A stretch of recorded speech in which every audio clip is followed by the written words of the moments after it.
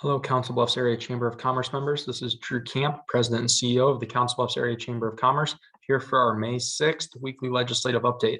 We're officially 1 week away from being 1 month over the anticipated adjournment timeline of the legislative session for 2022.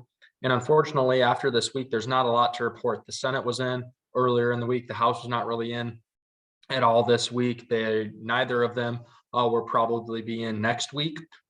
We continue to see the stalling being caused by the fact of the educational voucher bill, the school voucher bill, or the educational savings account school choice bill that the governor is wanting to get pushed through. There's been no movement. The House does not have the votes, so it has not moved, and therefore they have not adjourned yet. We continue to have some key conversations, though, on some other bills that are hanging in the balance. We hope to be able to get those bills over the finish line here before the end of session.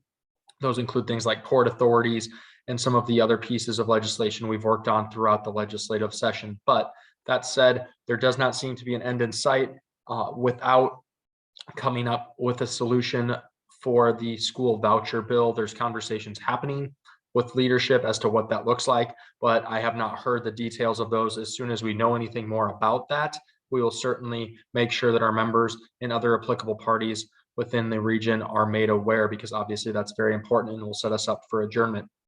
That said, we are coming up on 1 month away from the primary. The June 7th primary is obviously very important. Not only do we have some of our state federal offices and some state elected offices for state House and Senate on the primary ballot, but we also have some very important county offices, including 3 open seats on the County Board of Supervisors, from which 8 individuals are running, 2 incumbents, and 6 others are running for those 3 seats.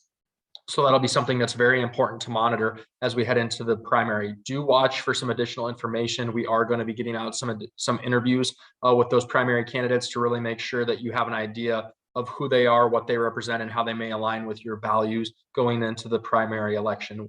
We think that that's a really important value and resource that we can provide here at the Council Bluffs Area Chamber of Commerce, and we're happy to be able to provide that for you. So please do watch for that in the coming weeks. With that, we will end this week's legislative update for the week of May 6th. And I will be coming back next week with no news on adjournment, at least anticipated, but there very well may be some updates on some key pieces of legislation, and maybe some things have moved by then. At least we can only hope. So with that, I will end this week's legislative update the same way I always do, just simply by thanking everyone who's watching this and thanking our members in our community for being so supportive of the Council Bluffs Area Chamber of Commerce. Have a nice rest of the day.